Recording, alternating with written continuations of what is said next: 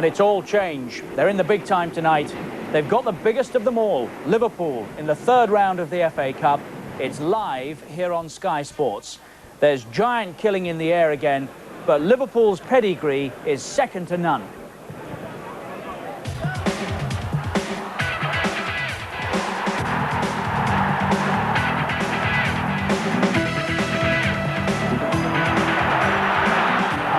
Played forward by Staunton.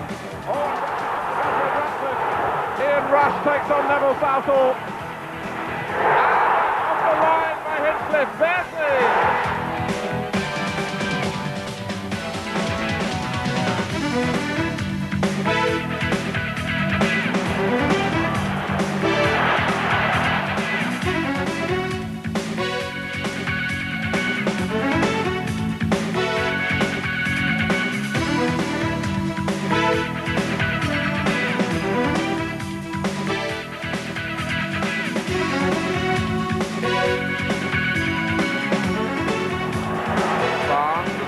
For goal!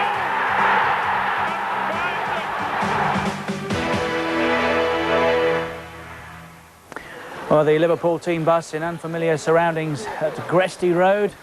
Wonder what Graham Souness makes of it all. Ronnie Moran, who's on the coaching staff, of course. Dean Saunders and Mark Wright. Bruce Grobbelaar, thoughtful. And the big news tonight, delighted to tell you, is that John Barnes plays for the first time since last August. Don't forget our Man of the Match competition, Carlsberg Man of the Match. The ultimate prize for one lucky Sky Sports viewer is a family day out at a big Wembley match. But first, just watch the game tonight. At the end, we'll ask you to name your Carlsberg Man of the Match. If you vote for the overall poll winner, you could win one of our weekly prizes, a Carlsberg sports bag full of various goodies. Stage 2 comes later in the season when all our weekly winners go into a draw. The winner then gets a family day out for a big match at Wembley. To get involved, you can place your vote by ringing this number, 0898 500 125. 0898 500 125. The result in Sky Soccer Weekend here on Sky Sports this coming Friday with Matt Lorenzo. Well, here we go again. Great, isn't it? We watched Aston Villa against Spurs together yesterday, both still in the competition, of course. The Villa manager, Ron Atkinson, joins us in the studios this evening. Welcome, Ron. How about John Barnes? That's good news, isn't it? Well, it's a shock. 90 minutes on Saturday, I would guess, in the reserves, and obviously Graham Souness is happy enough with his fitness level. I mean, nice surprise. Well, psychologically as well, it must have come as a shock to the Crewe team, and, you know, there may be that little bit of fear factor, maybe the reason why Graham Souness has selected him. What do you think Liverpool will make of Gresty Road? Well, it's a good surface, and they'll also find that Crewe are a football side. They're not going there to get kicked off the park. Dario Gradi preaches his teams to play with good principles, and I would guess that Crewe will football them tonight. Confirmation of that team news then. Waiting for us at Gresty Road is David Livingston. David, good evening to you. John Barnes in the starting lineup. What a shock it was for everyone here at the grounds. John Barnes came off the team bus and walked in looking great, obviously, looking fit and ready to play, very happy about being selected. And Graham Souness was keeping him under wraps until the last minute, and John hasn't even come out on the field yet, but it's great news for the crowd here, and there's a tremendous extra buzz about this FA Cup tie. So, Richard, I can move on now to the team lineups. We'll start off with Crewe, of course, and in goals for Crewe, it's Dean Gregus. He's a first-team regular after joining in 1987.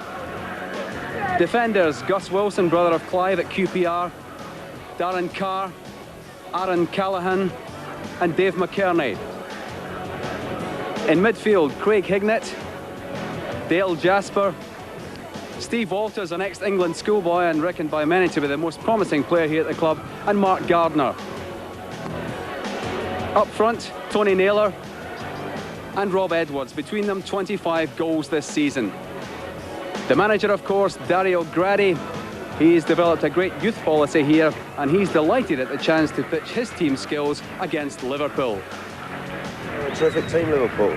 There's only really the one player, Barnes, that can actually take you on and run past you.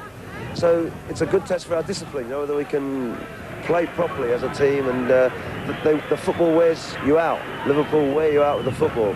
We try to do the same to people when we play them. And it's a good test, and it's a terrific. I mean, I'm really looking forward to the game as a spectacle as well. Well, Dario Gradi must have been looking in his crystal ball when that was recorded earlier, because he was talking about John Barnes. So let's now have confirmation of that as we look at the Liverpool team lineup. In goals, of course, Bruce Grobbelaar. In defence, Rob Jones, the 20-year-old who was transferred from Crewe in October for £300,000. In the centre, Mark Wright and Nicky Tanner. And left side defence, Steve Nicol. In midfield, Ray Houghton, Jan Molby, and in the middle there, Michael Thomas, the £1.5 million signing from Arsenal last month. And then the big news, John Barnes on the left side, obviously with a dual role. Up front, it's Dean Saunders, record signing, and Steve McManaman. The manager, of course, Graham Souness, ex-Rangers, joined Liverpool at the end of last season, back to home, many thought. And he's delighted at this special challenge of the FA Cup. I don't think, no matter where you are in the league and what cups you may be in or may not be in, the FA Cup is a big, big cup to be involved in. It's something I've never enjoyed. I've had the enjoyment of winning. Semi-finals the best, or the closest I've gone. And it'd be nice to do one better this year, but we realise one game at a time. Crewe is going to be an extremely hard game for us. Well, just before the kick-off, of course, Graham Souness is very nervous. I was talking to him earlier, and he's confirmed that this is a big night, and he won't let his players get complacent. So, Richard, all set here for a great night. Let's look forward to it. Very much so. Kick-off at 8 o'clock. Don't you dare go away. Thanks very much, David. John Barnes, Ron, extraordinary that, wasn't it? We spoke to Dario Gradi in the middle of last week. He was talking about John Barnes. What sort of difference does he make to Liverpool? Well, if he's on form, he's arguably the outstanding talent in the country. He gives them a balance on the left-hand side they don't normally possess without him. And he's got that electric ability, particularly for his club side, to beat people and score goals. I mean, he's a wide midfield player that can score goals and does score 20 a season. He's a very strong man as well, isn't he? Difficult to get off the ball when he's got it. Yeah, he actually looks sometimes if he's a little bit overweight. He's not actually. He's got great power. And I know certainly... that was against United, I think. Yeah, I think you might get a penalty for that tonight, actually. Certainly, I think people like Dean Saunders might benefit. You know, I've read quotes where Dean Saunders has said he's dying, and he scored goals, obviously Saunders, but he's dying to play with John Barnes. He's dying to get that service from wide positions, where he can sneak in on sort of front post efforts and things like that, where he's very, very good. We'll never forget that one, will we? The goal in the 4-4 at Goodison last year. 8 o'clock, we're about 20 minutes away. It kicks off live here tonight. Crewe against Liverpool. What a night for Rob Jones. David mentioned it. He started the season with Crewe, transferred to Liverpool for £300,000. He's back tonight. He's with David Livingston. Rob, you're back in the ground where it all started. How much different does it feel to be a Liverpool player? It's a lot different, but it's nice to be back, and I've just come out now and had the warm welcome. So now I just can't wait to get out there and start playing. There's a tremendous reception from the fans. What kind of occasion is this going to be tonight, do you think? It's going to be great. It's going to be good for me and it's going to be good for the fans. And I just hope it's going to be a good game and we can get the win out of it. Are you nervous? Yeah. Thanks very much, Rob. Right, cheers, thanks. Well done. He's honest as well, isn't he? It's live here on Sky Sports. Don't go away. From the third round of the FA Cup, it's live on Sky Sports tonight. Ron, quick prediction. I'll take Liverpool by a couple of goals, I would think. I think the very fact that Crewe are a footballing side will work in their favour. I don't think we're going to see what happened to Arsenal on Saturday. But you never know in the FA Cup. That Carlsberg Man of the Match telephone number 0898 500 125. 0898 500 125. Just got a glimpse of the tunnel there. Let's go and join our commentary team as the teams take the pitch. Andy Gray and Martin Tyler. The FA Cup once more is proving that it can turn football dreams into reality. And now it's the opportunity for Crewe Alexandra to see if they are capable of finding the road to romance. The first pictures of John Barnes back for Liverpool, missing since he left the field at Main Road on August the 21st. Achilles problems and more recently a calf strain. And he may well be a lucky omen for Liverpool. He's never lost playing in a third round FA Cup tie. The Crewe side has an air of youth about it, particularly in 19-year-old Steve Walters, a graduate of the FA school at Lilleshall, and 21-year-old Craig Hignett, who served a 2-year apprenticeship at Anfield, but then was released by Liverpool. Right back Gus Wilson is the brother of Clive of Queen's Park Rangers. Dale Jasper, once of Chelsea, starts for only the third time this season. because Crewe, like their opponents tonight, have fallen foul of injuries, particularly missing two big forwards of wide experience, Ron Futcher and Stuart Evans. And with Ron Futcher and Stuart Evans missing, it has forced Dario Gradi to move Rob Edwards from a wide position to partner Tony Naylor up front. But they will look for Craig Hignett, number 7, to get in and support them. Well, for Liverpool, it's not a case of John Barnes being rushed back. It has left out Gary Ablett to accommodate the availability of Barnes for the first time since August. Steve Nicol switches to left back. There's also a return for Steve McManaman, who's been taken out of the firing line recently. There are two former Crewe players of very different eras in this side, Rob Jones, of course, and Bruce Grobbelaar, who played his last game for the Alex back in May 1980 and scored with a penalty. And Graham Souness at last able to field a side that looks far stronger than many he's been able to field this year. The big story, obviously, number 10, John Barnes. How fit is he? How long will he last?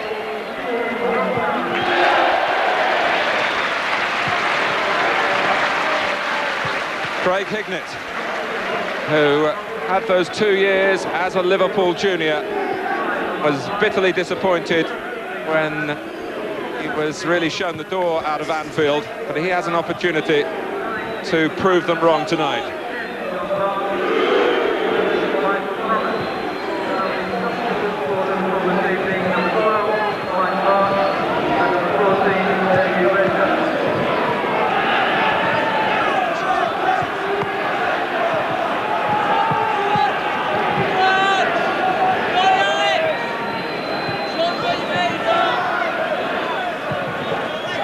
And Dave McKerney, the left-back for Crewe, also has a Liverpool connection. Believe it or not, he's still a Liverpool season ticket holder. He has tickets at the Kemlyn Road end at Anfield, but he hasn't had to pay to see the club he supports tonight.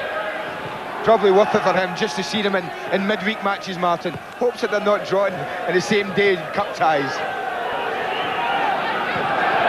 Bruce Grobbelaar had his first experience of the English game in terms of playing in the league with Crewe, and very popular he was here at the end of the 70s.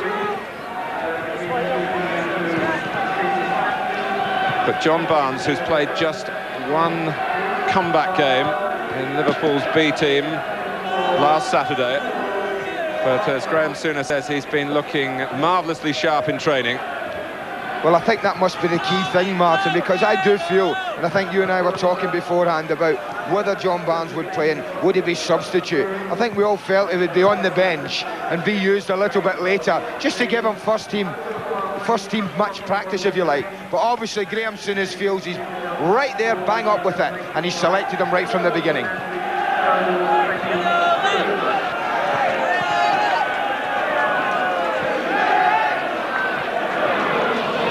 Terry Holbrook from Wolverhampton is the referee tonight.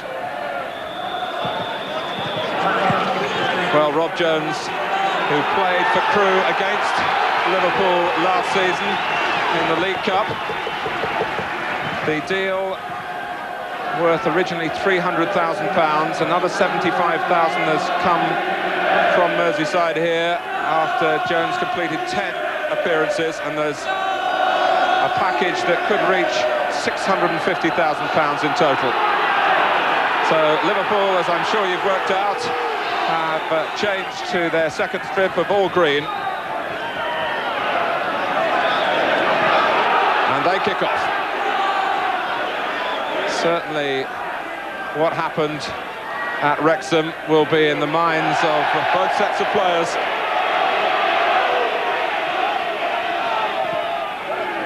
Crewe, as has already been stressed in our pre-game show, very much a passing team, and that could suit Liverpool. I think both managers will definitely have used the Wrexham-Arsenal result in their pre-match talks. You can be sure Dario Gradi would be saying to his players, you only have to look at that to see what you can achieve. Graham Souness, on the other hand, will be saying to his players, don't take anything for granted, especially after Peterborough. That is Liverpool's only defeat in 15 games now. What a painful one it was.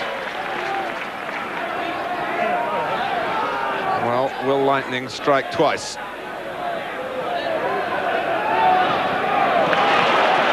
Here's Gus Wilson. He's the oldest of the Crewe players, but it's his first season as a full-time professional. He's 28. Tony Naylor, the leading scorer, 14 goals so far. Steve Nicol just having to stretch to get the ball back to Grobbelaar. Jan Mulby is wearing number 3 in the centre of midfield with Michael Thomas. McManaman up alongside Dean Saunders, and Barnes. Some gossip on Merseyside that maybe John Barnes will be given a central striking role over the next few weeks. It's a job that he's done before for Liverpool and for England, of course, and it's a job that he likes. Offside against Saunders. Watch tonight, it's the pace of Dean Saunders and Steve McManaman, both as quick as you're likely to find playing up front, and it'll be very important for Crewe to keep their eye on them. In that League Cup meeting last season, it was 5-1 at Anfield to Liverpool, 4-1 here in the second leg. Is almost peerless in the English game. Houghton, who's been so consistent in an ever-changing season for Liverpool. Here's Saunders. Liverpool trying to give their performance a fast start. Fired up, I'm sure. Absolutely determined that the problems they had at Peterborough won't be repeated here at Gresty Road, Crewe. Right alongside the main railway line, which is the historical reason for Crewe existing as a town. Well, the one thing's for sure, we won't be hearing the trains in here tonight if this noise continues.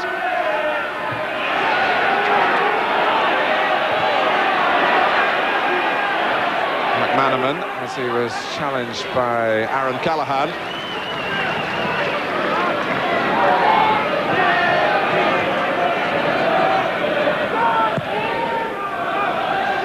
Nicol backpedaling.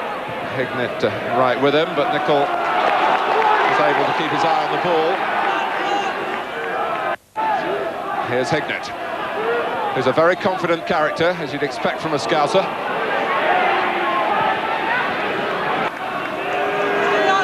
Rob Jones.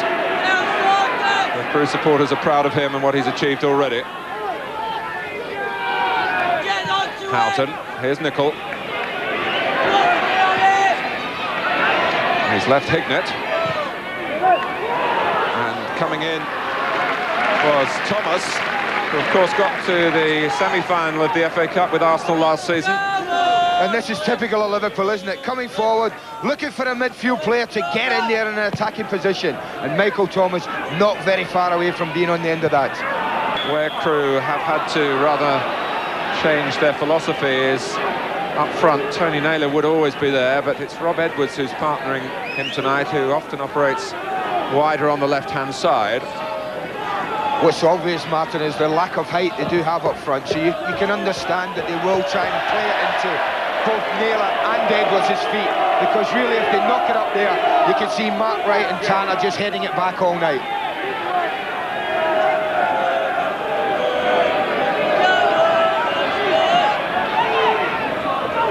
Hignett. Look at that, the confidence. McKerney, touched back by Edwards. Mark Gardner, the captain, who's just recovered his fitness after a knee problem.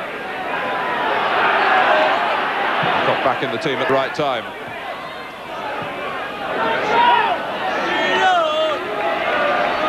Took on the captaincy earlier this season.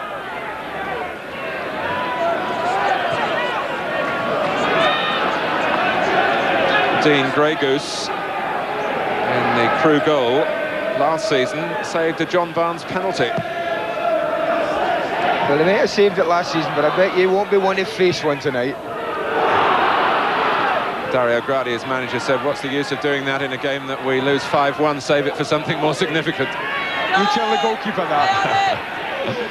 Here's McManaman. If he's let in 5, Martin, he'd be delighted to save a John Barnes penalty.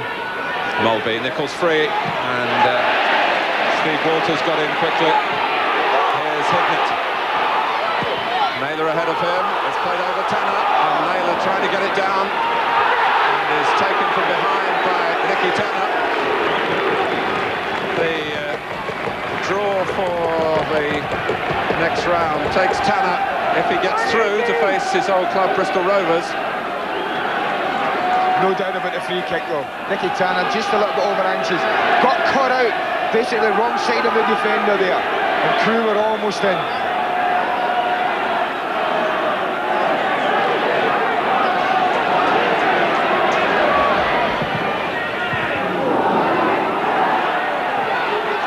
Barnes caught out, and very nearly an expensive mistake as he tries to get used to the pace of first-team football again.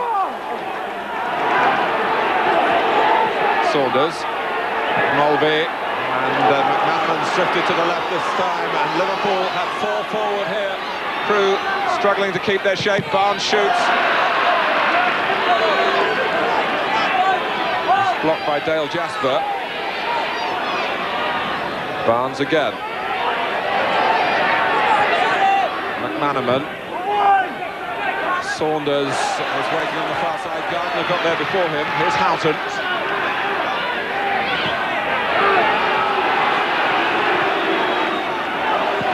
Nicol.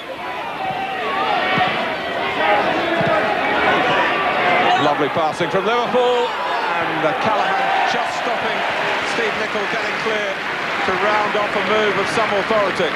Yes, we all thought before the game, Martin, that we would get a nice game of football. Both teams trying to play. We've seen that already. This is a beautiful move from Liverpool. All about running off the ball. Steve Nicol, who started the move, is just thwarted by Aaron Callahan at the last minute. But the game's opened up beautifully. Here's Saunders. Thomas joining McManaman in the centre. Barnes waiting on the edge of the area for Houghton's cross, which is too close to the goalkeeper from Liverpool's perspective. You almost feel disappointed when that happens, even after only a few minutes of the game. Somebody giving an aimless ball away. Mulvey. Houghton. Now McManaman. And Saunders and Crewe finding defending awkward already, but if they can get a share of possession, they can certainly play. There was an offside against Naylor, which is why the whistle is gone. Gardner complaining about a handball, but the referee had spotted the flag. But you can see the pattern, can't you? Both sides, every time they have the ball, looking to pass and move and play football. This could turn out to be a real pageant for the purists. McManaman, Liverpool have taken the lead after 9 minutes in which the shape of the evening has been well and truly set.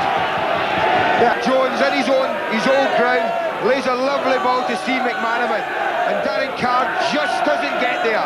Goes to close it down, but it's just a little bit short with his challenge, and that's all McManaman needs, and beats Craigus on his near post.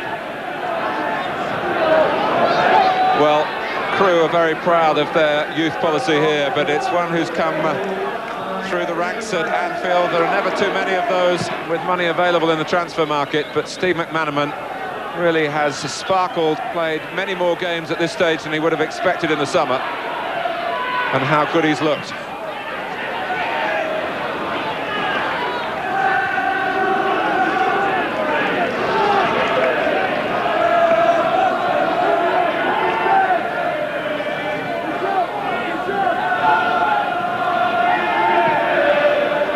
Mulvey. Mark Wright.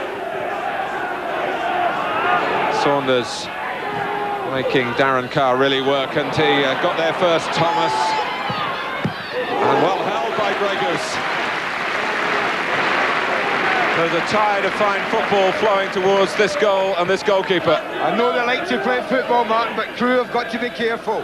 They've got to just compose themselves, say let's keep it tight for the next 10, 15 minutes, not concede another. Otherwise you can see this really turning into a rout. Here's Naylor. Hignett has got some space. Edwards in the middle, and he was offside, in fact.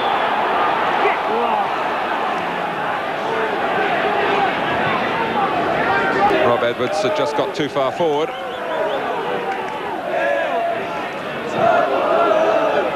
Saunders.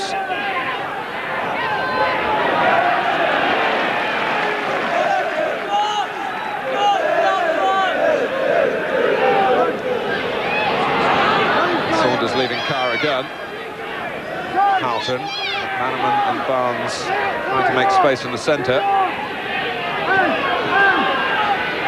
And Jones very much involved. Mulby offside. That must have been very close.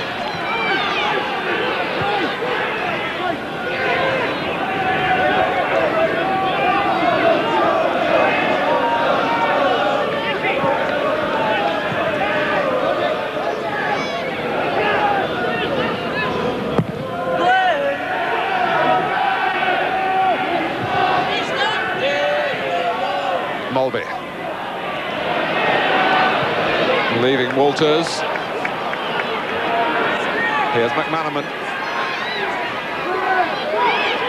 Collective movement allied to individual skills. It's desperately difficult to stop, as Crewe are finding out. Saunders. Callahan got in the way just in time. Saunders wasn't listening to the appeals from the crowd and played to the whistle, which wasn't blown. Mulby. Really just what Graham Souness would have wanted this. Oh, definitely. After being knocked out of the League Cup by Peterborough, and a real shock result, he would have wanted his team to Liverpool of old, really, Martin. They're knocking it about quite beautifully. The movement off the ball is superb, and just at this moment, Crewe are finding it very difficult. As most first teams in the first division have found throughout the years. When Liverpool are in this type of form, that's what they've got to do. Hustle the ball as much as possible. Put Liverpool under pressure.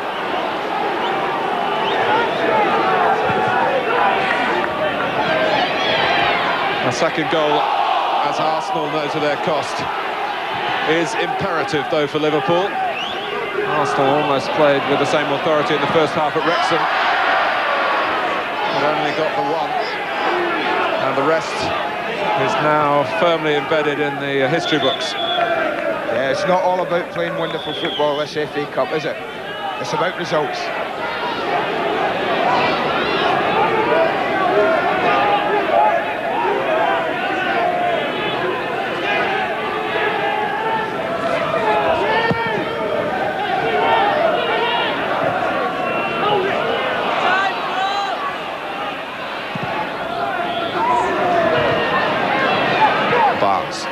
Luring Wilson in. Wilson, in fact, has lost his balance, but Crewe have regained the ball.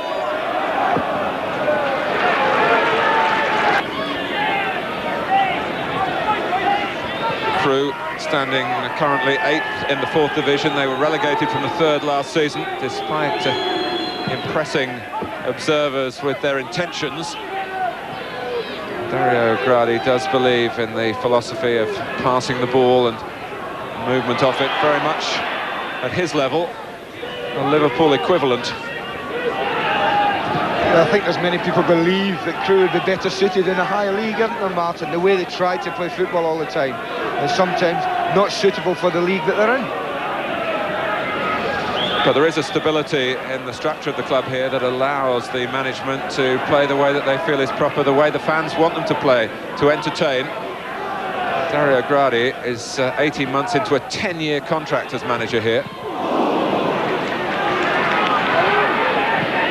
Saunders, it's well read by Jasper. They might find this very fast indeed. He's been out of action for a long time with injury. And to come into the midfield on a night when Liverpool are really buzzing.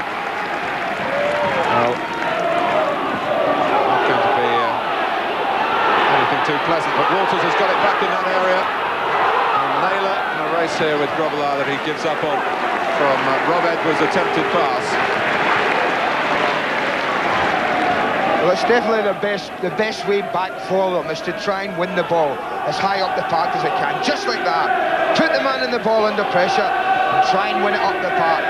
if they stand off and let Liverpool play, Martin, the form that they certainly look as if they're in the early part of this game, you really think that Liverpool will make them pay eventually. If you've just joined us, Liverpool already a goal up from Steve McManaman after 9 minutes. And Houghton just took his eye off the ball. He was well aware of what was on around him, and indeed the room that he was given.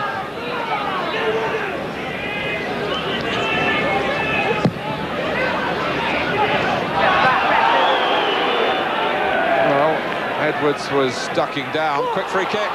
Aim for Naylor, who wasn't quite as alert as Rob Edwards.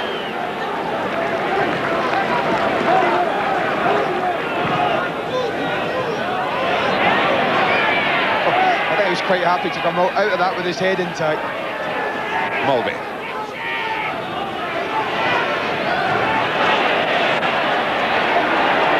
Now Nicol. Saunders is offside.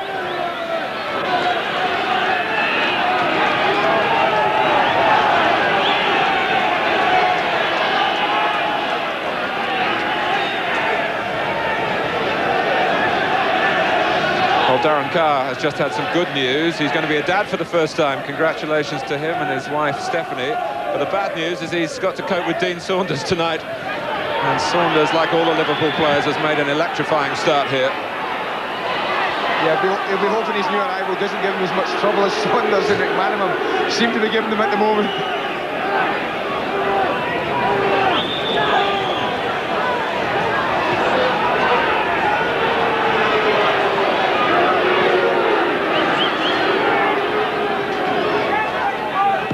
Nicol.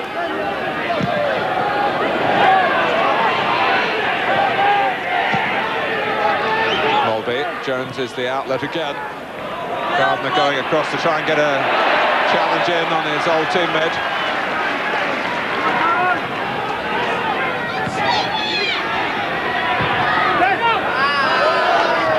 Rob Jones really is a great example for all the Crewe young players that he's left behind. And indeed the others even younger who are on the scheme here, the YTS scheme and the schoolboy forms as well. They're very thorough in that department, this club. Yeah, and you can bet he would probably have been one of the most nervous players before the game started as well, Martin, coming back to his old stomping ground as a Liverpool player. Dave McKerney, who walked in one day a couple of years ago after being released by Bolton and asked for a trial. And was taken on and has shown himself to be a very efficient left-back in the lower divisions. He's a bright lad too, 10 O-levels and 4 A-levels, and if Crewe weren't going to take him on, he said he was going to study in America, which rather took Dario Gradi by surprise. Yeah, far too intelligent to be playing football, isn't he? Saunders got to it, and that's a great tackle by Carr on McManaman. Steve McManaman, as I said, one of the quickest players around. But look at Darren Carr there. Gave him a yard, made it up and got his tackle in. That was superb defending. Well, the opening 20 minutes have really flown by here. And whatever the outcome, it's going to be a hugely entertaining evening. We've seen that already. Hignett. Nicely done on the left by Naylor. But the problem for Crewe are trying to provide some movement of their own up front is that they keep running into the offside ploy. They have on the right side, coming from slightly deeper, Martin. If the ball is on the Crewe left, is the man that might just time his run a little bit better and get in one of these through balls. McManaman. Oh, and Carr missed his kick that time. McManaman's got Houghton just inside him. Saunders around the penalty spot. Houghton and McManaman going their own way, and that's handball by Ray Houghton.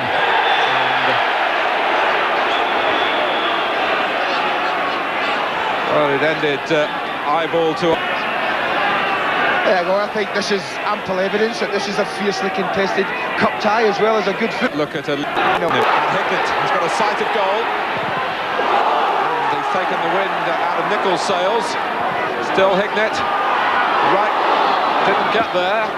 Naylor was taken a bit by surprise because of that. And Steve Nicol needs to get his breath back. It was hammered at him by Hignett.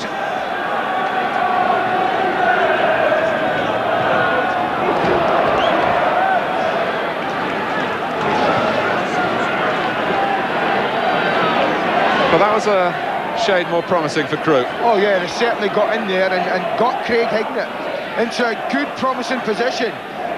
One thing that disappoints me here, Martin, he has it there. He doesn't really shift the ball to one side or the other. He's looking at Steve Nicol and he just throws it straight at him. I would love to have seen him just shift it right or left to create a little angle for himself and a little bit of space, and it might have opened up. We've been talking about the goals that Naylor and Edwards have got. We shouldn't forget that Hignett has also got 11 this season. I think that's the thing you notice when you look through this side that Crewe have put out tonight. There are basically goals in every department, and when you've got that in your side at 1-0, you've always got a chance of getting back in it. Yes, the only outfield player in the side that hasn't scored for Dario Gradi this season is Dale Jasper, who's been missing for so much of it with injury.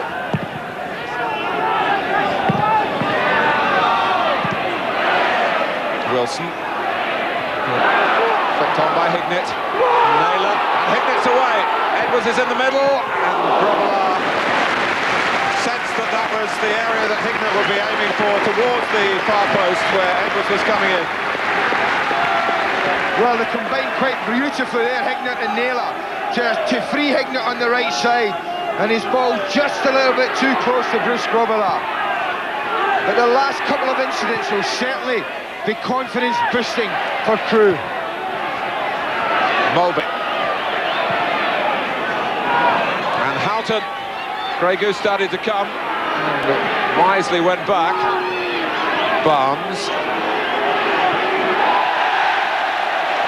Good tackle by Gus Wilson, who facially is very like his brother Clive, but his right-footed way of playing, of course, of Queen's Park Rangers is very left-sided.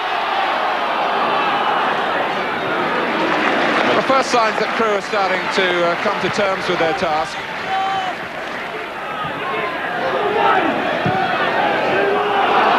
Tanner. We had 10 minutes when the traffic was all one way. Yeah, I think they've done what I wanted them to do, Martin, after losing a goal, and that was just to settle, try and compose themselves, not concede another, and then gradually do something that will get the confidence back. And certainly the last two situations have done that. Thomas Saunders on it in a flash. Is it 2 for Liverpool? It might yet be, and Carr concedes the corner as Saunders unselfishly looked for Barnes.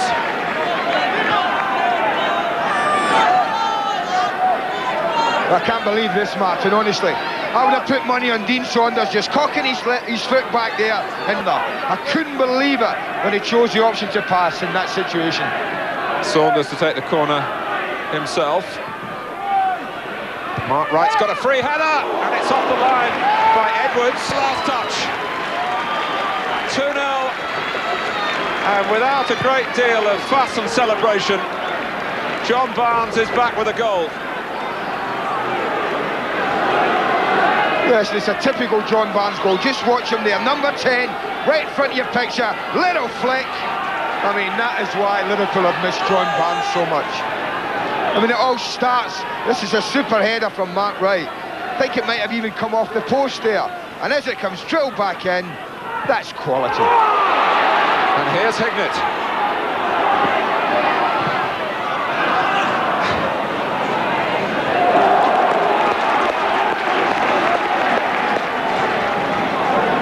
Well, it's 2-0, and Barnes did that brilliantly. Such was the speed of the ball as it flashed in.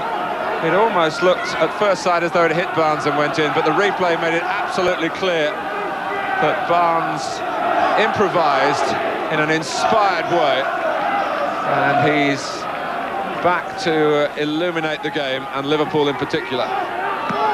Grobbelaar's catch And after that mishap against Peterborough, he's going to make sure that everything sticks tonight. But what a cruel blow for Crewe, Martin. Just when they were having the best spell of the game, had created two good situations for themselves. They must have thought they were right back in the match. They concede a goal to the genius of John Barnes.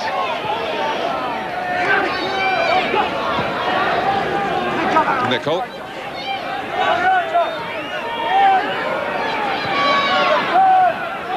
Oh, Gardner's have got problems. Thomas. Who can he pick out here? It's Ray Houghton. It's Houghton again. And Grey Goose gratefully claims it. Doesn't draw breath.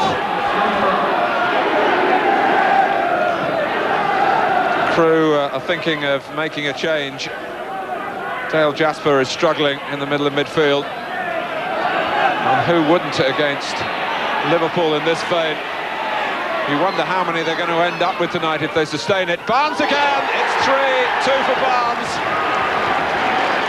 And they're ruining Crewe's hopes tonight. Well, it is really beginning to turn into it. But watch Barnes here. This is for all kids to watch, Martin. Plays the pass off, but doesn't stand around. Gets himself into a goal-scoring position. Steve McManaman cuts it back beautifully. And how's this? Might not be strong foot, but that's a great finish. 28 minutes. Crewe 0, Liverpool 3. John Barnes 2 now to add to the opening goal from Steve McManaman, and Colin Rose has come on in place of the unfortunate Dale Jasper. This is Hignett, who's cropping up all over the place. Well, Ron Atkinson did say in his pre-match comments that he felt him doing. It certainly is looking like that, Martin. They play a lot of lovely football, but what they haven't been able to do is cope with Liverpool when they've had the ball. And Graham Souness should receive great credit, really, for taking what must be something of a gamble with John Barnes. If he was to break down, critics would be quick to say, well, why did you use him? There was no great need to bring him back. You could expect to win the game without him. As it is, they're destroying Crewe with the brilliance of Barnes. Offside, and a brief respite for Crewe. Yeah, but there's one thing that's never worried Graham Souness in his life, it's criticism, that's for sure. And he's never been frightened to take the bold decision. He's taking it all very phlegmatically so far.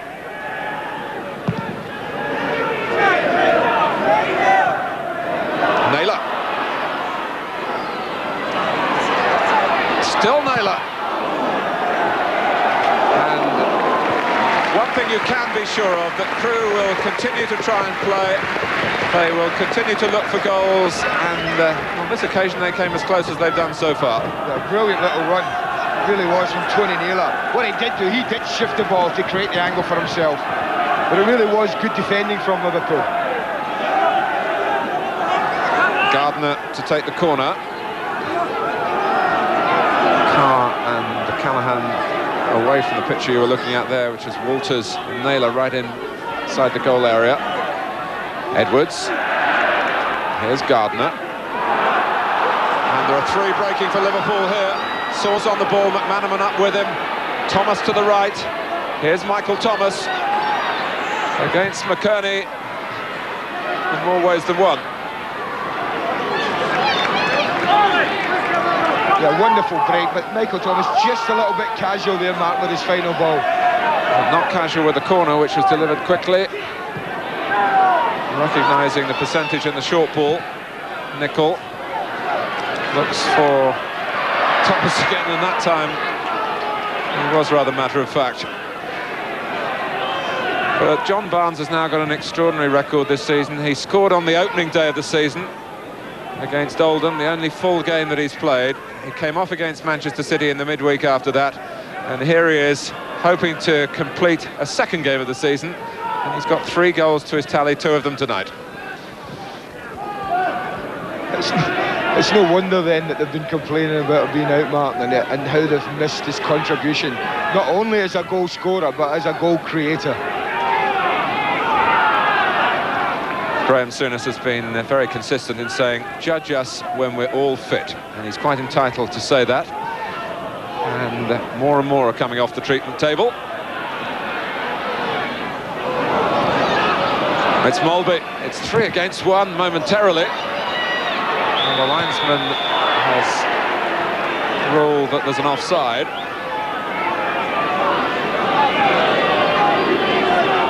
And Mulby, who relies much more on finesse than his physique suggests, was a little more tank-like in that I tell you what, the goalkeeper deserves a medal for bravery there. Jan Mulby steaming into him at full pelt.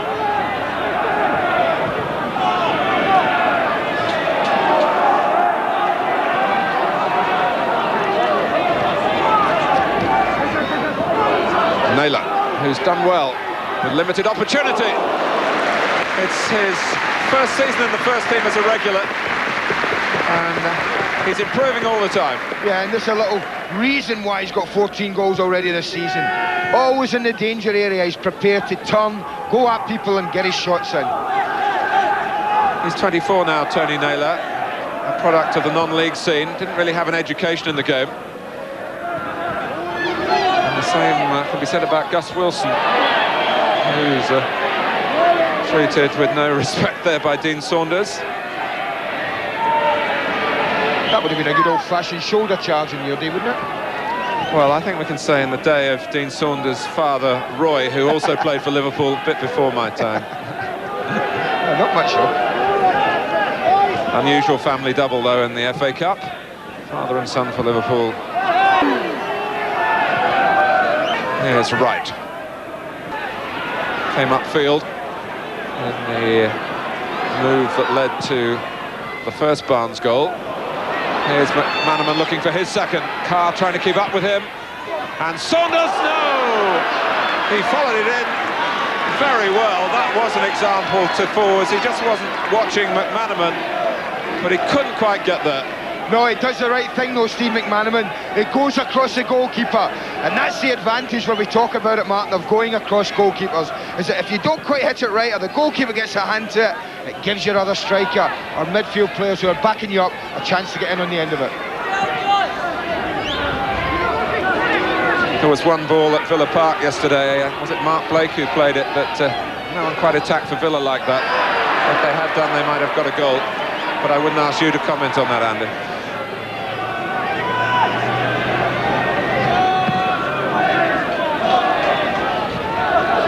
Here's Walters, the young man who was at the FA school at Lilleshall.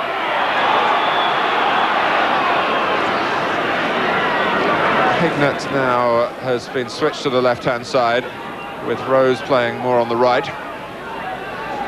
And Gardner has gone into the centre of the midfield alongside Walters.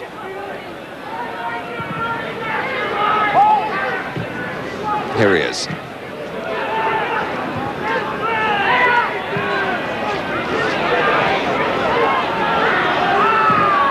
Jones, who must be relaxed by now, I would think, after those nerves he was expressing before the game started.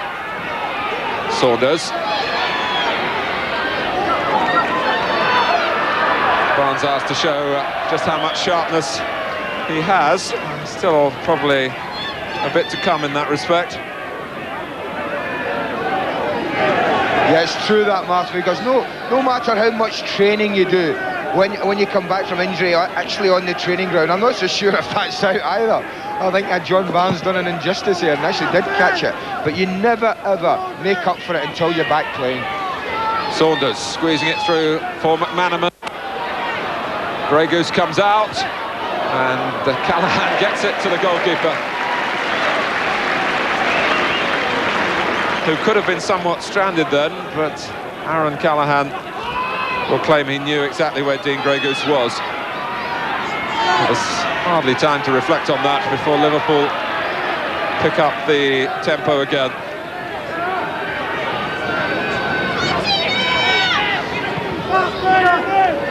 It's delivered in by Saunders.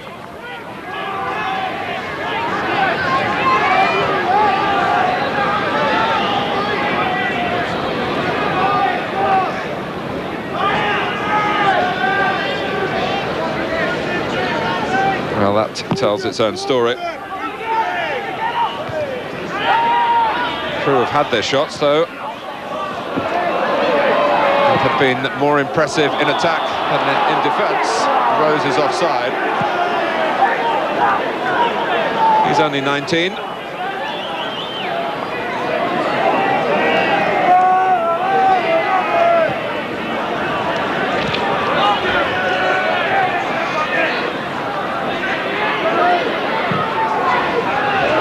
It's almost as if Liverpool have decided to reassert things here, not just for themselves, but for all the First Division clubs who were humbled on Saturday. I think what might be in evidence as well tonight, Martin, I always felt it was amazing on Saturday, watching games on television, how I felt that First Division sides, probably in particular, and lots of teams, looked a little bit jaded, didn't look quite as fresh as they should be going into the third round of the FA Cup. Well, John Barnes is on a hat-trick. And Grey Goose prevents it on this occasion.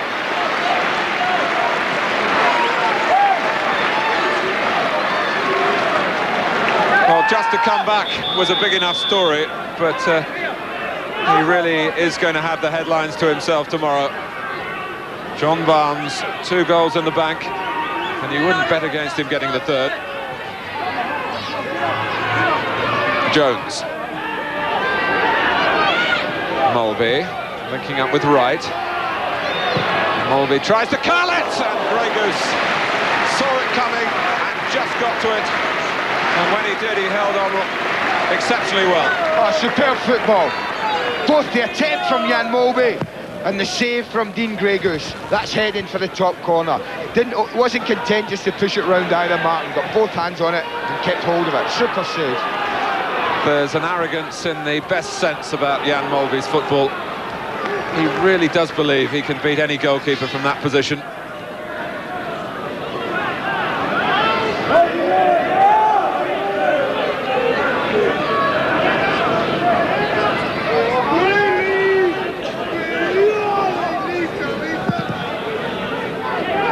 Well, Crewe are contributing here, but Liverpool really are lauding it. And the incentive now, as I'm sure Graham Souness will say to them at half-time, is just to sustain it and turn it into an absolute masterclass.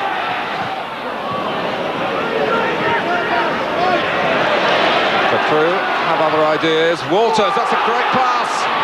And Hignett couldn't quite collect it. And who stopped him? His former roommate, Rob Jones. I tell you what, though, he's unlucky, Craig Hignett. I do believe he thought Jan Mulvey was going to cut it out, Martin, and he just checked for a second, and that was enough for him to allow Rob Jones to get back in and make the tackle. Barnes momentarily at left back. Nickel ahead of him. Houghton has come through the centre. So many options on for Liverpool at the moment. Thomas able to let it run to Mulvey. Houghton.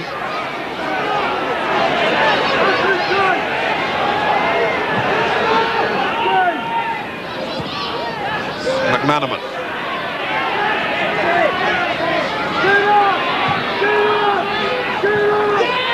Well, as a result, for this cup tie, it's no longer in doubt, is it? But it's going to be extremely captivating now to see how many they get. There's an offside.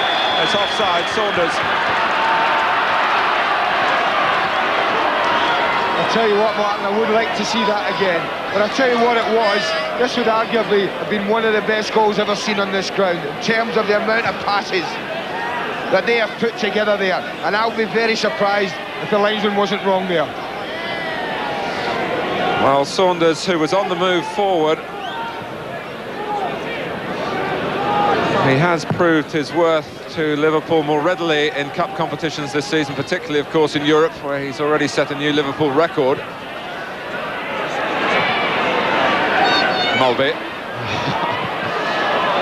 Well, there is such thing as overconfidence, and twice now given the ball away. Callahan. It's not exactly what Crewe are used to, day in, day out in the 4th division, this. And And they came into tonight's match having won 7 of their last 8 games. Genuine candidates to regain a place in the 3rd division.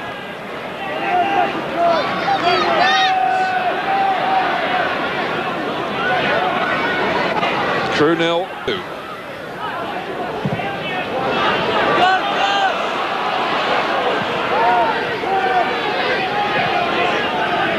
Edwards.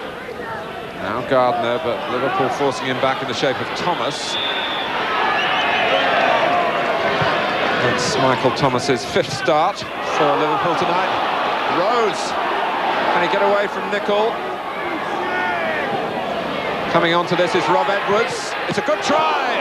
Too hot for Grobbelaar to hold initially, but he knocked the ball down within his own range. Well, any time they've tried to get in behind Liverpool, they have caused them problems, Martin. And Rob Edwards, they are very unlucky. You do throw it, they might have just got themselves a goal.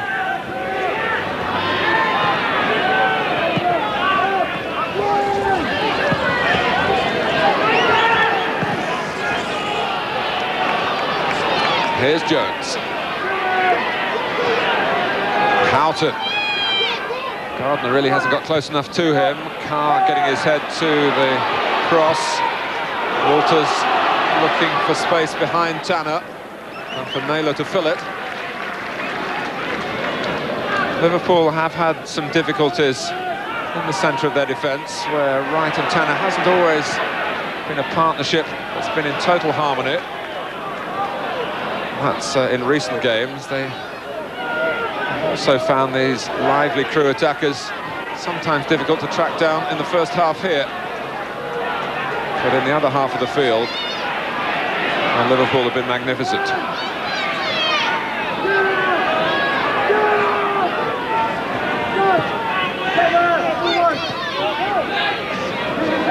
So many things in the first half here that are good in the game.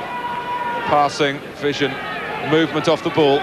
You know what it's like, man, it's a type of game where if you've got young pros at your club and you want to teach them good things in the game, you'd love to bring them here, sit them in the stand and say, watch Liverpool in the top 2/3 of the pitch, watch their passing, watch their movement, watch their running off the ball, because it really has been too much for Crewe at times. And there's no disgrace in that for the 4th division side. They could have changed their natural philosophy, they could have packed their defence, crammed the midfield and just tried to battle it out, but that's not the way of things here. They believe that football should be played with a smile and some style. They found it very, very hard going against Liverpool, who were properly motivated by Graham Souness. Steve McManaman confirmed a splendid start with a goal after 9 minutes from the number 9. And then it was a fairy tale for John Barnes after that in his first appearance since August, and he scored twice at half-time at Gresty Road. It's Crewe Alexandra of the 4th Division 0, and Liverpool looking very much the 1st Division side 3.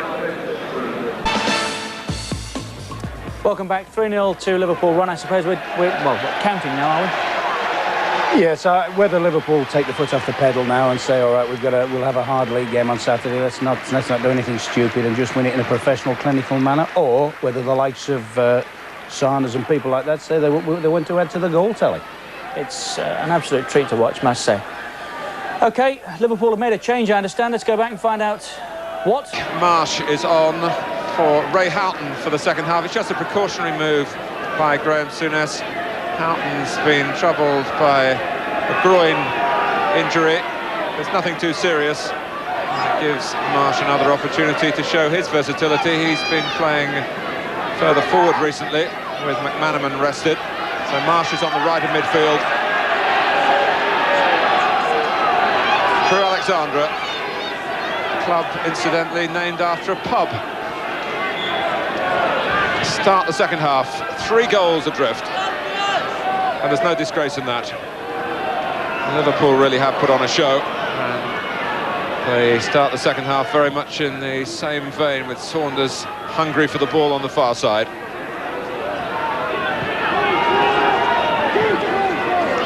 Marsh. Jones, who made the first goal. Grey Goose had some problems with the cross. and the danger hasn't passed totally yet. Saunders, Mulby, a lot of Crewe players between him and the goal, and the sting taken out of the shot. Indication whether Liverpool were going to take their foot off the accelerator a little bit. I think that first 30 seconds shows us their intentions. Graham Souness, though, I know Martin very well, is a man that certainly won't stand for his team sitting back and accepting what they've got. He'll want them to push on, entertain and score more goals. That's a certainty. Some of the old 60 after a very creditable 2-2 draw here against Tottenham. Crewe went to White Hart Lane and were beaten by 13 goals to 2 on a night when Clive Allen's father Les got 5 of them. And the way Liverpool have played, well, wouldn't be beyond them if they could sustain it.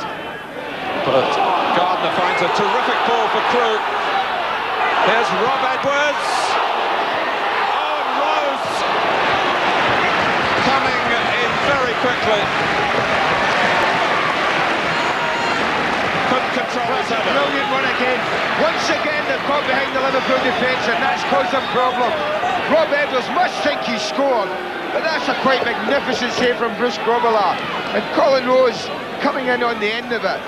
Just a fraction too high for him, Martin. He just couldn't get over it enough to get it down. But a chance for Crewe, and enough to raise the spirits of their supporters, who had to rather sit back and reluctantly admire the opposition for much of the match. Funny enough, Martin, the areas we were talking about behind both fullbacks are where they've had most success. They've got in there a couple of times. Look at the strength there of Rob Edwards as he holds him off. But that's a quite magnificent save. I think Bruce deserved his little bit of luck there.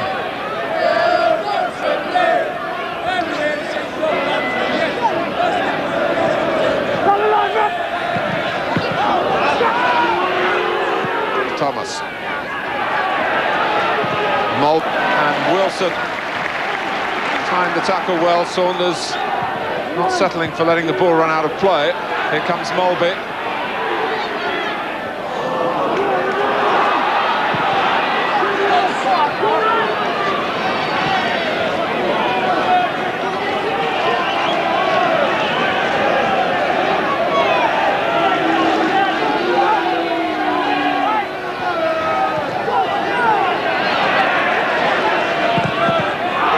Walters in the way. Two in his wake, Tanner and Mulby. And he's found the pass as well to Rose. No one except Liverpool would begrudge Crewe a goal here.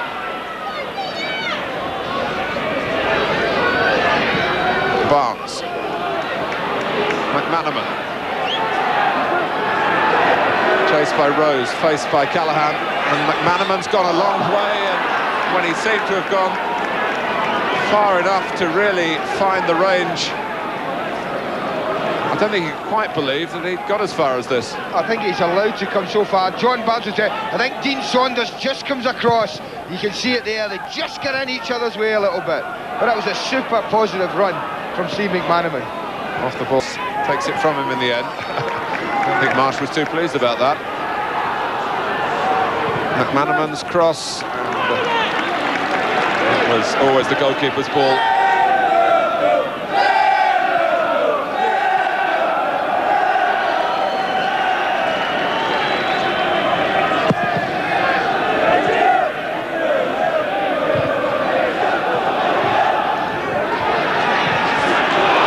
Edwards looking for Hignett, who confronts his close friend Rob Jones again. Walters. Oh, and Liverpool came out purposefully again. Saunders. He wants a goal. But he's still in the role of provider here. It's a corner.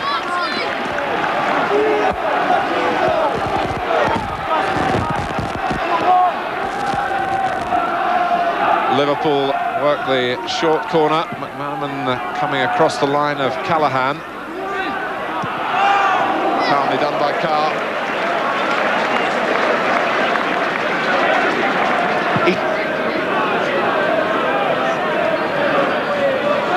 Well, a minute or two ago, Colin Rose roaring in on the rebound off Bruce Grobbelaar. But as Andy rightly pointed out, it was just too high for the substitute to control the header.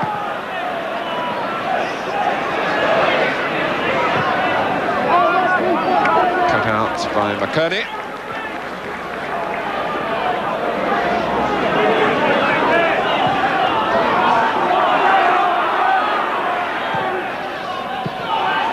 Edwards and Gardner from Hignett's pass got in behind Liverpool, and Edwards does likewise again here. It was unfortunate. It's been so fast and furious, we haven't had a chance really to talk to our touchline reporter David Livingston. Let's have a word from him now. David. Martin, after half-time I talked to both managers. Dario Gradi obviously terribly disappointed. He says his young team just froze in the first half, but he says he switched things round. It's just simply man for man now and just go for it. He says let's enjoy playing against one of the great footballing teams in the country. Graham Souness for his part says this is the kind of game that you just don't want to have time, because his team goes in there thinking they've won the game and they can relax. But he says the kind of football Liverpool are on is the kind of football which made the club famous, and he wants more of it, and he certainly wants more goals. Walters. And the Rose losing out to Tanner.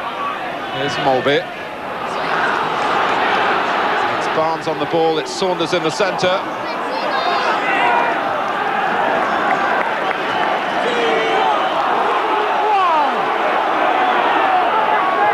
And you can be sure that Crewe will keep going here, hoping for a break. Just hoping to make some dent in Liverpool's mood, which is carrying really all before them at the moment. The only thing they might be guilty of doing now, Liverpool, and I hope not, because it would really spoil a little bit the second half, or what could be in store, was if they just overplay an extra couple of passes on it, because in the first half they were brilliantly positive when they got in there in the last third.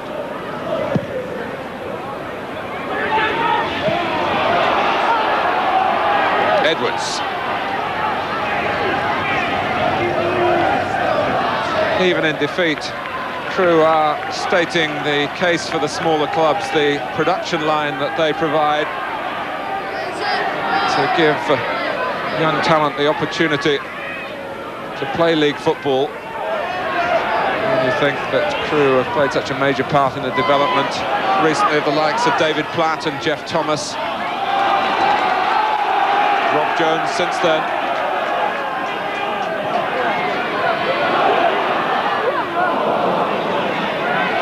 Marsh and Thomas almost getting too close to each other, but they solved the difficulties. Here's Hignett. Now Naylor. Just driven further wide than he would have liked by the pass. But he's played with real confidence. He's not frozen at all tonight. Tony Naylor is the name.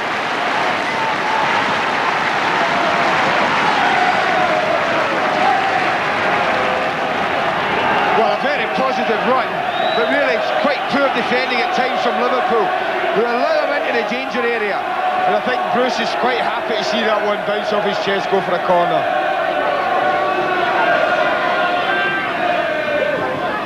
Edwards, Hignett, that will be another corner. Came off the head of McManaman. Tell you what it was as well, a corner right out the Liverpool copybook, Martin. Liverpool love to play that one to the corner of the box and then play a straight ball back in towards the byline for the player taking the corner, running onto.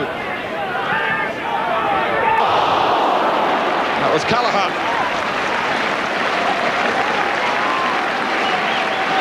Well, I have to say, Martin, if they don't get a goal tonight, I for one will be bitterly disappointed. The general players really deserved it, and how this doesn't go in, I'll never know. It's Carr that goes up, it's Callaghan that volleys it, and how does that stay out? All at once, it's the merest of touches, and that's in the net. Aaron Callaghan doing the intercepting there.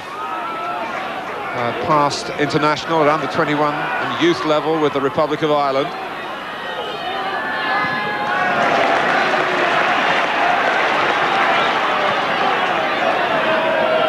And he hit it with such power from such close range that you really expected the Crewe supporters to get their moment and the players to pick up a goal that their enterprise has merited. Mulby.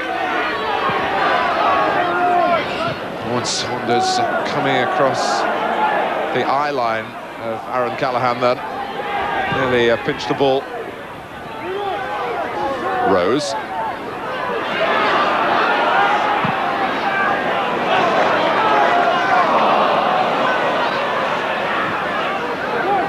McManaman.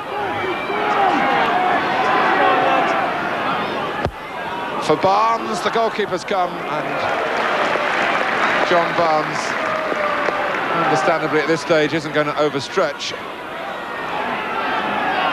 Simply pleased to be playing, and his 2 goals really have been a bonus for him. There's no offside. It's Colin Rose on the right for Crewe. Hignett in the middle. It's beyond him, but the ball's still in play. Here comes McKerney. Gardner. McKerney. Liverpool had regrouped and are seeking to regain the initiative here.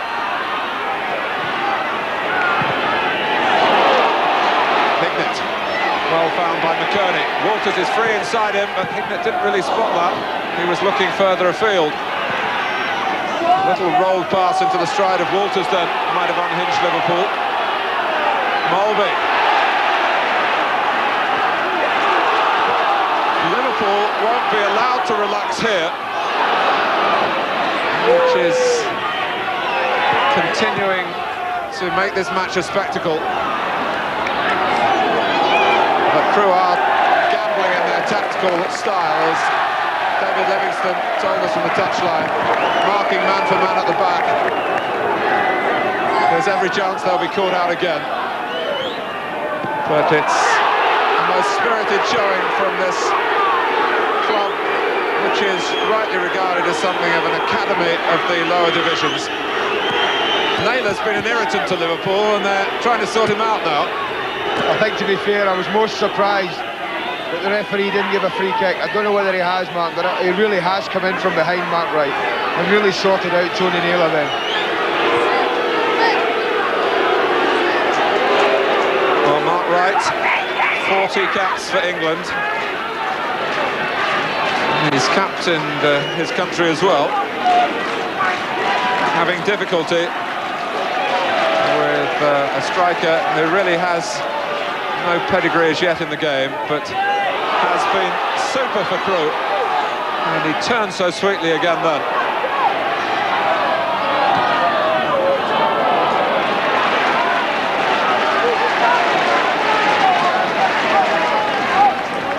John Barnes is playing up the middle at the moment. It was something we touched upon at the start of the evening. And Graham Souness is just going to have a look for a spell in this game. Maybe the remainder of the match. We must wait and see. Naylor. It's another easy turn. Can he get his shot away? Not quite. Thomas. Wilson will cut it off, and Hignett on this near side is offside. I tell you what though, Crewe's attitude and application and the way they've set out in the second half has really got the supporters going, isn't it, Martin? You would never believe, if you just walked into this ground right now, that they were 3-0 down.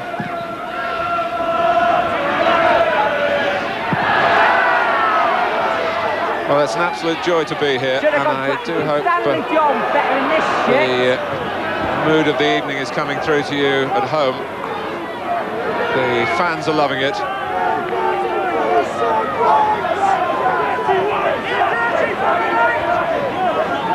Fuck off, right, you wanker. One or two passes have gone astray, but there's been no lack of aim in that respect. Just like that. Rose, Wilson setting off.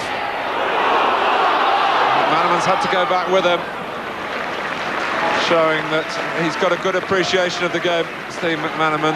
It's not all about attacking, although he's had plenty of opportunity to show off his skills in that respect. Marsh. Oh, there's 2 against 1 here. Callahan happy that the ball ran on for him. Rose, look at Callahan again. I watched Crewe train on Friday morning and the whole session was about passing and moving and a high degree of technique exhibited, and it's not that they've got the measure of Liverpool, but they've battled their way back into the second half to show off what they've been working on in training.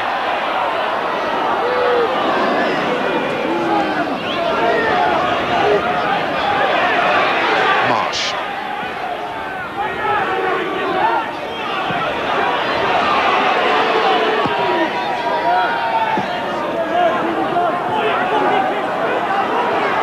Here's Thomas. To be fair to Crewe, Martin, really, on the positive side, they really have caused Liverpool some problems right throughout the match, created good situations. What has let them down has been the defensive part of their game. They just haven't been able to cope with Liverpool. Perhaps, as Dario Gradi did say, they may have frozen in the first half. That was always a chance. Mulby. McManaman. Rose trying to help out Wilson, but Wilson didn't need too much help in the end. He made the tackle, but it's a Liverpool corner.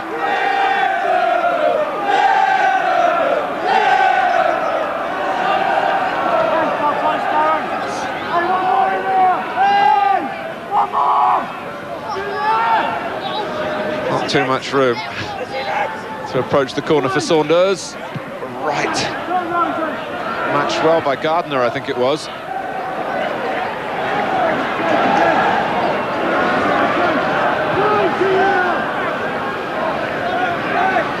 Mulby. It's a brave header by McKerney as the free kick is given in his favour. A football club in Crewe, because in the old days it was such an accessible place, they even more than 100 years ago played FA Cup semi-finals here as a neutral ground. And Aston Villa played Glasgow Rangers in the FA Cup when Scottish club... You're going to tell me who won that game as well, aren't you, in a minute? We'll keep you guessing, Andy. Having played for both clubs, Martin, it's interesting stuff.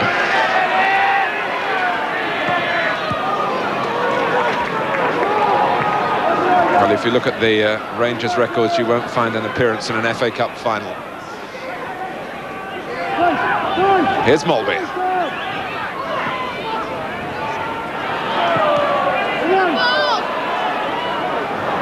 Saunders and Barnes almost inconveniencing each other. Here's McManaman with such a distinctive style. Jones has got into the centre. How he'd love to get his first Liverpool goal in these particular circumstances. He's still offering them an outlet on the right, but they look on the other side to Nicol coming in on the burst. But Crewe on that occasion stood their ground well.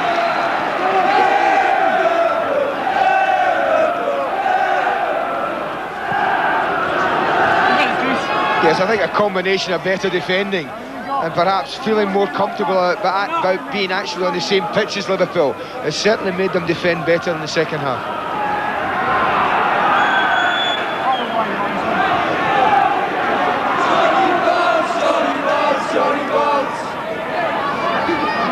No, the flag does have to stay there. Dean Saunders never really approached his task fully relaxed then.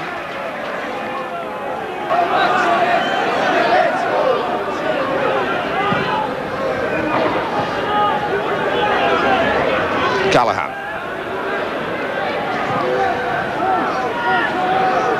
Here's Rose.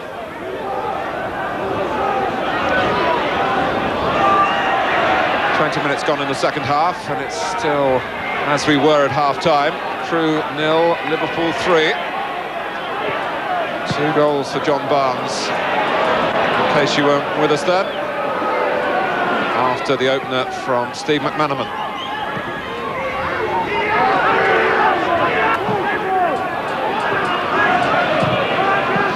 Thomas, it's stuck well for him. And there are signs there that Liverpool are beginning to recapture the rhythm of the first half. And what you can say about Rob Jones is that he's looked a Liverpool player from the moment he joined the club, which really is a compliment. They are absolutely delighted with him. Yeah, I remember watching his debut, Mark. I think it was against Manchester United, wasn't it? Away at Old Trafford. Yes, he's quite used to being live on television. I tell you what, he looked one of the most composed players on the Liverpool side. I was very impressed with that match.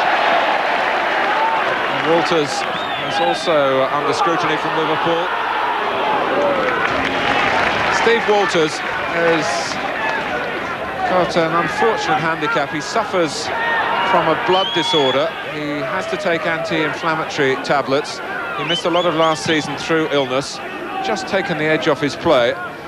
If the medical men can get it right, he's another one for the future. McManaman.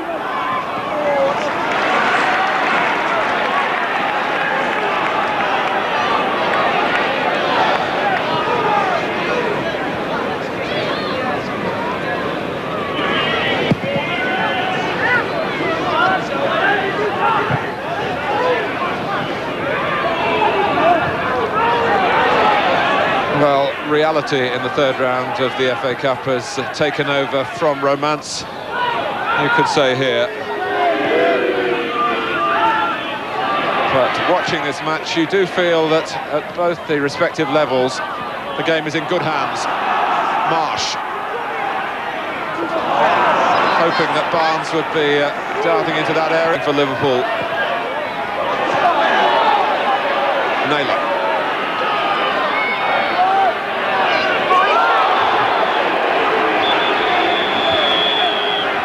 Terry Holbrook hasn't had a difficult problem really to deal with all night. No, nice to see that this has been something that's been few and far between tonight. But to be fair, Rob Jones has had to work probably as hard as any Liverpool defender, Mark, because they have tried to expose him and have exposed him once or twice tonight. Here comes Bruce. A mixture of the brilliant and the bizarre, and always worth the admission price. And still Liverpool's goalkeeper. He's defied doubters for a long time, and there have been questions again this season, as there have been about Saunders. But he's come up trumps.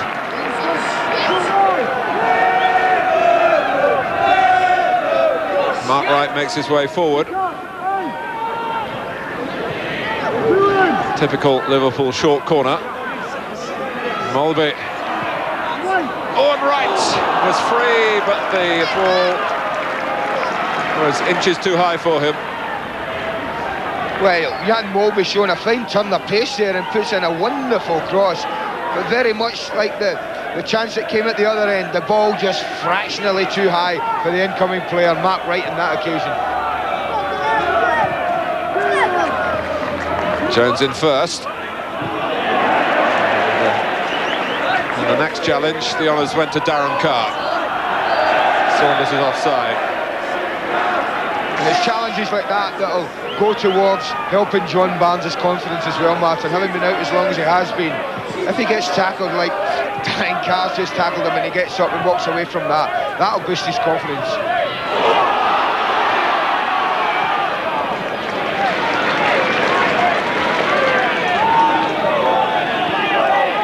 Marsh. Jones is a better passer over the short distance. Oh, Barnes, brilliant for Wright. Now, is there going to be a Liverpool shot at the end of this? It comes from Saunders. Ball striking Walters. Oh, and Rose has looked the wrong way. There's a ball on the other side of the field to Hignett. And he was very disappointed that it wasn't spotted. Barnes is offside.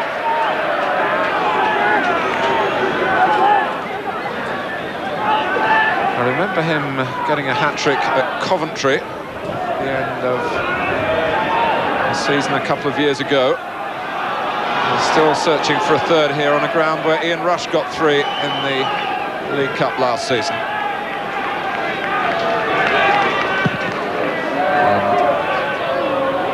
And The return of Barnes, balancing out the setback to Rush over the last few days. Thomas, Barnes up with him. Thomas has a sight of goal, and it was Callahan who diverted the shot.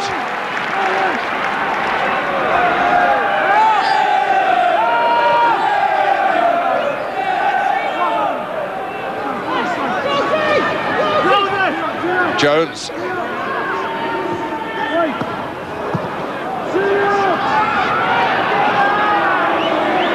There's Mulby. Jones has stayed forward. But this time Liverpool passing the ball rather in front of the Crewe defenders. They won't mind that too much. But that could change. McManaman.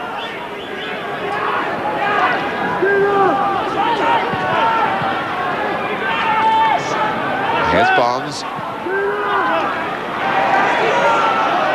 It's an exercise in keeping the ball at the moment. Barnes and Saunders! He might claim he was being fouled there by Darren Carr. I just think he might have a case here. This is a beautiful ball in from John Barnes, right into the danger area. I tell you what, it looks a penalty to me, Martin. I thought so at the time, and I think so again. Darren Carr's gone underneath Dean Saunders and denied him a goal there. After a spell of play when it looked as though Liverpool had 15 players on the field. Walters. Offside.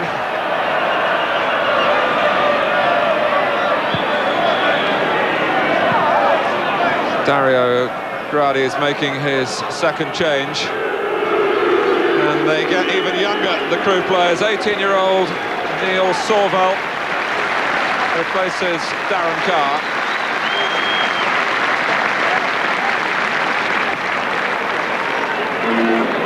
And Sorvell will broaden his experience, which is very limited, considerably.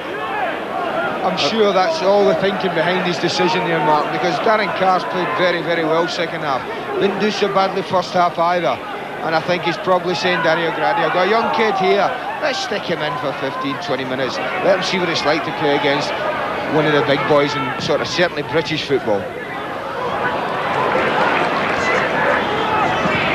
McManaman, oh, and it came off Sorvell to give Saunders a chance for 4, but he got back.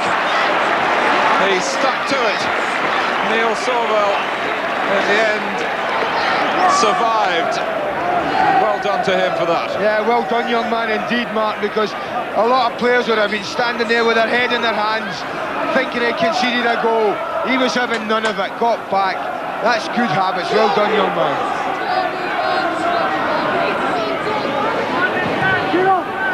Variation on the Liverpool theme this time.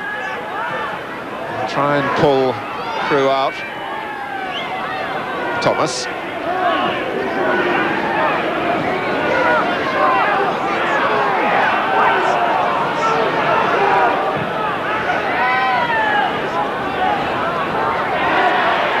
It's a good tackle by Wilson.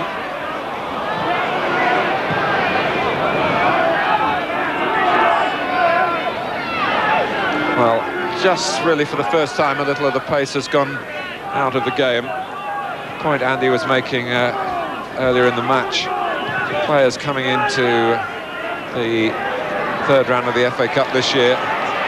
Closer, it seems, to the holiday programme than in the past. Always used to with the New Year's Day fixtures, but Liverpool and Crewe having the benefit of 2 extra days over the clubs that played on Saturday. I think what also is affecting Crewe probably, Martin, is the fact that they've been without the ball for long periods in this game. And the most tiring part of playing football is when you're chasing the do that for long spells during the match. And that really does tire you. Walters still trying to probe from the centre of Crewe's midfield. And Dean Saunders conducting a personal crusade to try and get on the score sheet. Composed play by Callahan, not for the first time tonight. 25-year-old Dubliner.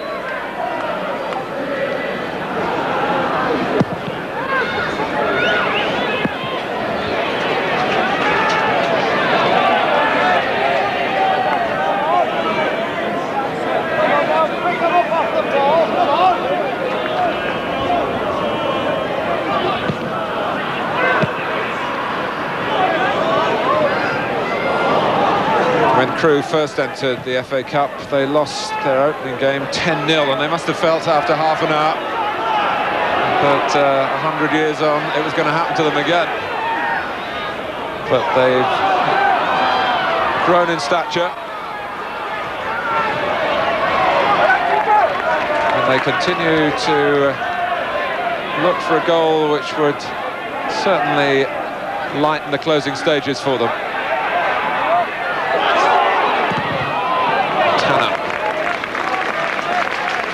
I guarantee you, if they got a goal here, Martin, it would be like, the noise would be like them scoring the winning goal. And that's because they crammed a maximum amount of spectators in here tonight. In fact, a little more than the permitted amount, the limit at 7-4. There's a lot of Rob Jones's family here though tonight, Martin. Barnes with a race with Sauval. Well, the word hat-trick was forming on my lips. Yeah, and you fully expect John Barnes to do this, don't you? There's the answer if he's suffering, if he's lost any pace. Definitely not. Ordinary players would have just gone in and smashed the back of the ball. Not John Barnes. If he's going to get a hat-trick, he wanted to do it with some style. Well, 2 goals within 4 minutes in the first half. Both beautifully taken. One-touch finishes, as the players call them.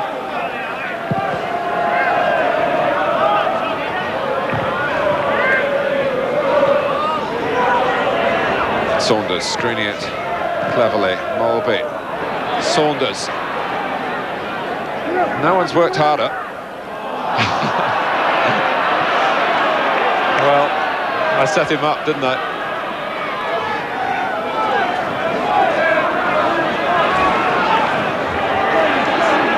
But John Barnes is feeling the pace now. Yeah, but there'll be no happier man, I tell you. I mean, Graham Souness will be a happy man tonight, but John Barnes will be absolutely delighted. First game back, getting through it. I mean, this is 90 minutes, that's money in the bank for him.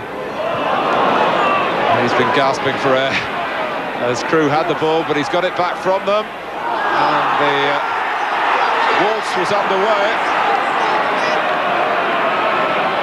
And then the band stopped playing.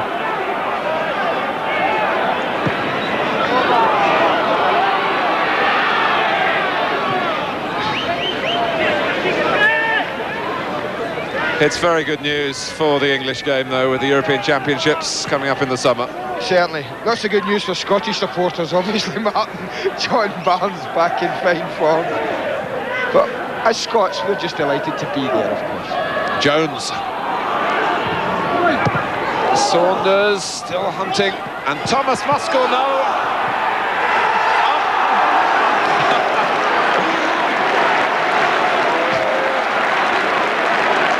Well, he's seen the funny side of it. Well, we've seen 3 chances there. Thomas thinks, that's in the back of the net. John Barnes thinks, that's my hat-trick. Not to be. Dean Grey Goose wasn't having any of it. 2 fine saves from the goalkeeper.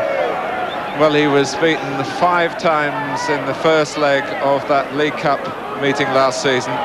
4 times in the second leg, and only 3 tonight, so... We're looking forward to the next game. Exactly.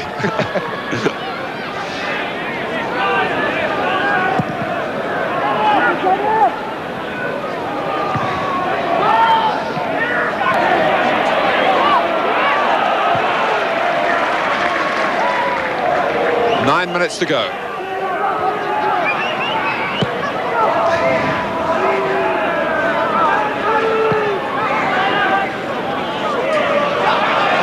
Mulby.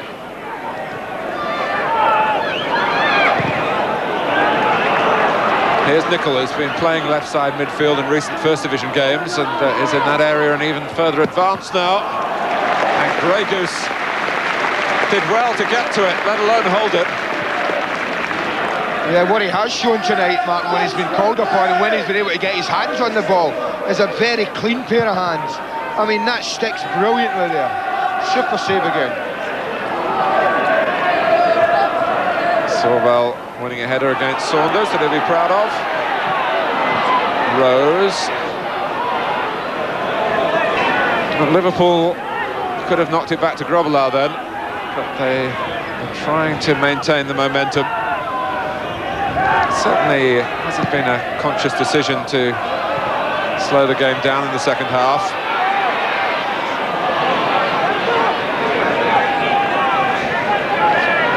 Walters. Now Wilson.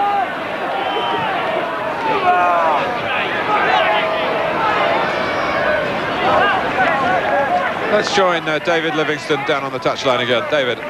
Martin, after that last frustrating miss from John Barnes, he was blowing a bit, and Phil Borsma in the dugout shouted, asked him if he was okay. He said, yes, I'm okay. He's going for a hat-trick.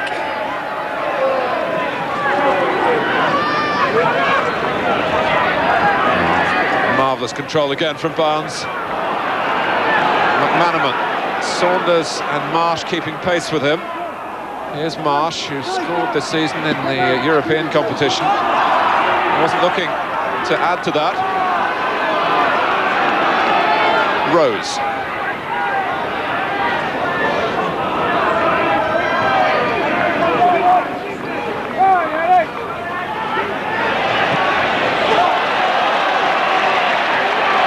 McKennie. Now Edwards.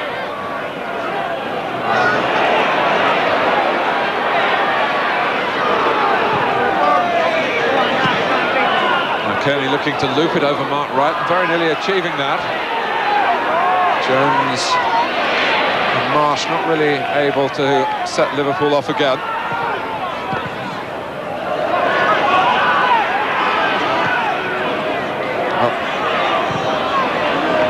Well, it didn't quite come off for Rob Jones, but you could see the thought in the pass. And here is Barnes now.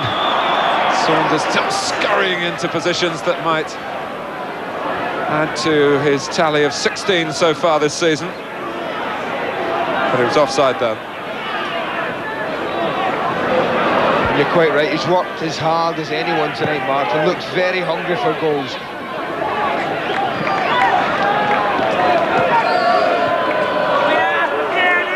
Thomas. Barnes and Saunders up with him. And now Molby as well. Thomas has got a great angle to cut the ball back. Now Marsh.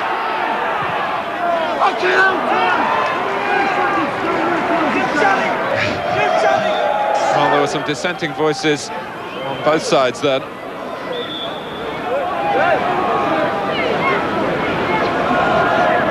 The football has flowed from Liverpool's midfield in the second part of the second half, but the final ball has lacked the thrust of the first half. And Crewe's best spell immediately after half-time, when they attacked their problems with great gusto.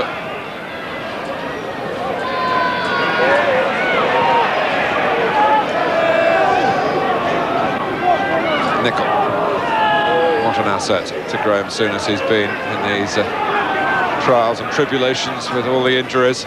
We've mentioned Ian Rush, of course. Poor Ronnie Whelan still striving for fitness.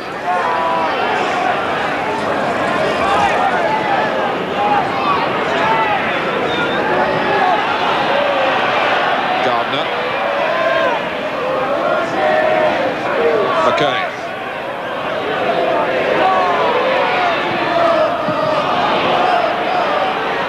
4 minutes to go. Oh, there's acres of space here for McManaman. Can they play it right this time?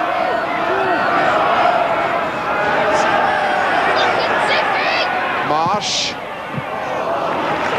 McKennie took some of the sting out of that. That was very well hit shot as well, Martin. Just as well Dave McKennie was there and put his foot in. But it's been a thoroughly entertaining game. To be fair, it's the type of game, if you're a footballer, you want to get down there, and Liverpool players would have enjoyed playing in it, because they knew they would be given the room to pass the ball about. Here's Naylor. He'd certainly walk off the pitch, his head held high. I think the Crewe fans felt that that was always going to be the biggest problem. They saw it last year. If they're going to cause a cup upset, it's because they outskill the opposition. That's their way. But outskilling Liverpool, it's a very tall order. And as we move to the second half of the season, well, Liverpool are finding a consistency now. Some of the other clubs who've done better over the first half in the First Division. Saunders. Certainly Liverpool are capable of making a mockery of the thoughts that certain people might have that the league title is a two-horse race, Martin. That's for sure. And one or two of us have tipped them for the FA Cup. You never take a chance though, do you?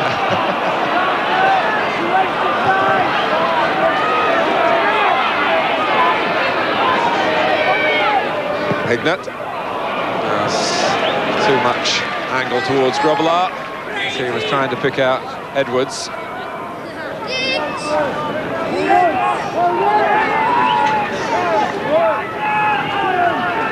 Let me just remind you that Liverpool are 11 points behind Leeds United in the First Division with a game in hand. But they are sitting pretty in this third round FA Cup tie, thanks to coming here very much in the right frame of mind and attacking the game from the off. Liverpool really asserted themselves, got their reward for that. And for all Crewe's good intentions, it's always been their game. And Jones pushed down, he's earned a penalty. Pushed by McKerney, and we've got an interesting situation here because John Barnes is on a hat-trick, had a penalty saved last season by the very goalkeeper he's going to confront now. A push.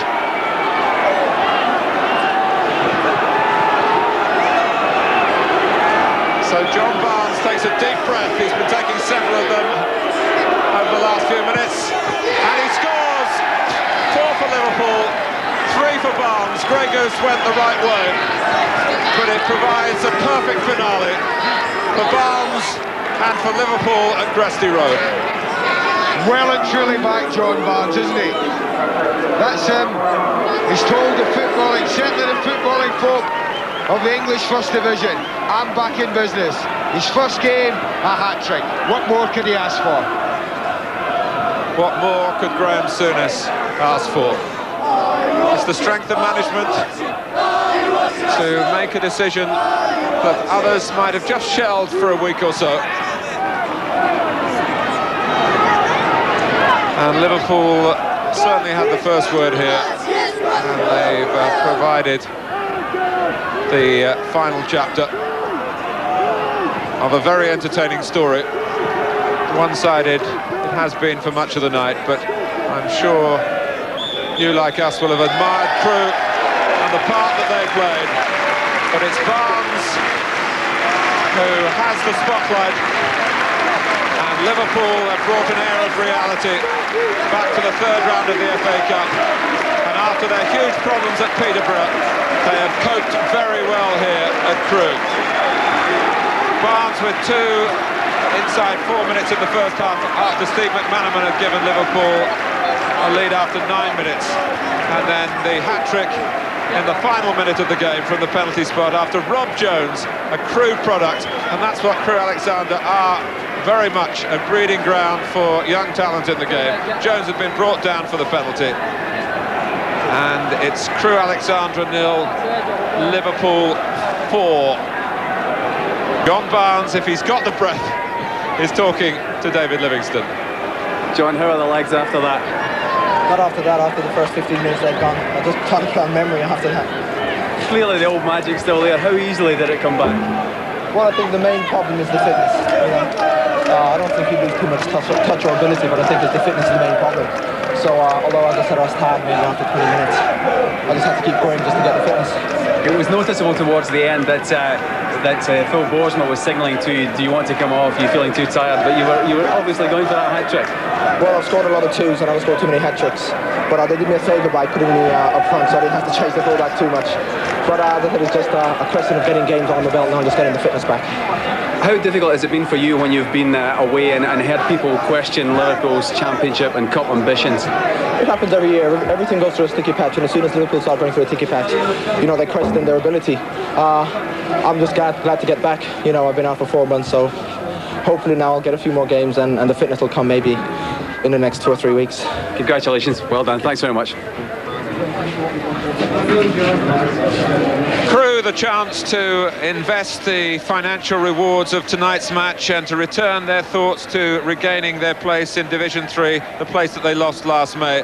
And if you find your thoughts straying as to what might happen over the second half of the season, let me leave you with the fact that Liverpool have lost only one of their last 16 games now.